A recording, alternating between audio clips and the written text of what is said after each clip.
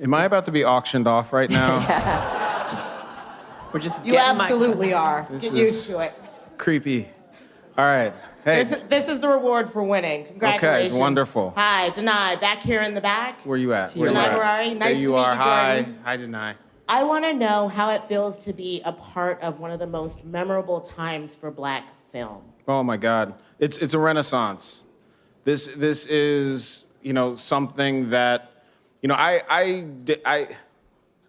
almost never became a director because there was such a shortage of role models. We had Spike, we had John Singleton, we had the Peebleses, we had the Hughes brothers, but they felt like the exception to the rule. I'm so proud to be a part of a time, the beginning of a movement where I feel like the best films in every genre are being brought to me by my fellow Black directors.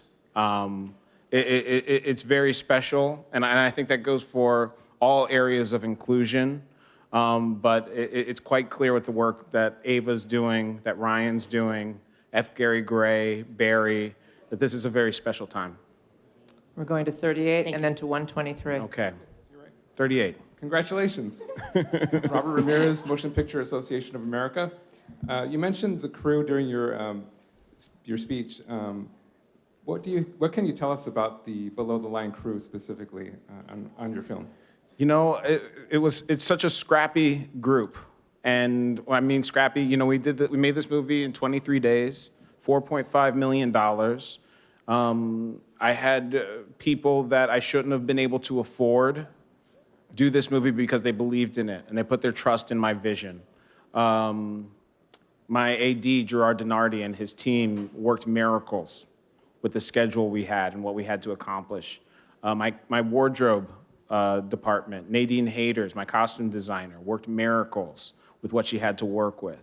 Toby Oliver and his department worked miracles. Rusty Smith. This is an independent film, and we sweated for it. So I felt like I had the privilege of being a pirate captain with a swarthy group of real badasses. And I love them. I'll never forget a single one of them. Thank you. Going to 123 and then 61. Okay. Hi, Jordan. Aramide Tibu. There you are. Shadownet. Hi. Nice to meet you. As you continue to move forward telling stories about race and things that have affected us in our society, how important are Oscars and other awards essential to you for validation or to continue to move forward? Well, I didn't know how important this was. I always wanted this, but the campaign is grueling, and there are times where I questioned what is it all about. You're watching your last jump shot for a year, and it does. As an artist, that doesn't feel right. It doesn't feel right to be complacent and to feel like I've done anything too special to reward myself. When the nominations for this came together, first of all, when the nominations came out, I had this amazing feeling of looking at the 12-year-old that had this burning in my guts for this type of validation. And I instantly realized that an award like this is much bigger than me. This is about paying it forward to the young people who might not believe that they could achieve the highest honor in whatever craft they want to push forward. You're not a failure if you don't get this, but I almost didn't do it because I didn't believe that there was a place for me. Whoopi Goldberg and her acceptance speech for Best Supporting Actress for Ghost was a huge inspiration to me. And when I got nominated, one of the first things I did was reach out and call her and thank her for telling young people who maybe doubted themselves that they can do it. So I hope that this does the same and inspires more people to use their voices. We're going to 61, and then I am being told to wrap up, so we'll end with number 1 right here. Hi there, Natalie here from Forbes. This might sound counterintuitive, but did having a small budget give you freedom as a director? If so, how? You know what? I don't know if I would describe it as freedom, but in a way, the truth that I didn't have a lot to work with did set me free. Very early on, I had to face the facts. I was not going to be able to get everything I wanted or felt like I needed for this project. So I had to do like a Jedi mind trick on myself and say, every obstacle that comes up, because there's 40 a day, every obstacle that comes up is a gift. This is my improv training working.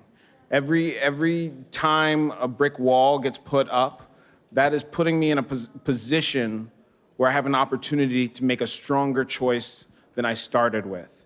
So that is a gift, that knowledge, that wisdom of how to attack a film is a gift I'll take with me for every project for the rest of my life. Hey, Jordan, over here on And your we're gonna end left. here. How are you? Okay, last one. When you going through this whole awards season, I have to wonder, it's kind of crazy, it's kind of surreal. Has it inspired you in any way? Kicked up any stories in your head about maybe future stuff that you want to do? Any inspiration in that way? Yeah, I've also often joked that if there's a Get Out 2, it will take place at an award show. Where, it might look something like this. I don't know. No, what's been the most beautiful part about this for me are all the full circle moments of meeting heroes.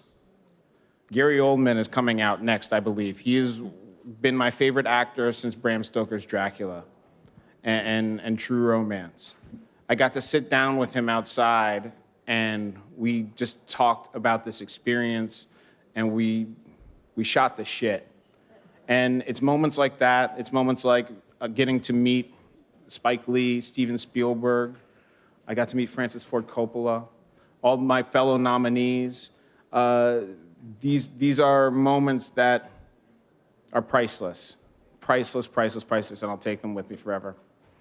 Thank you Thank so you, much. guys. Congratulations.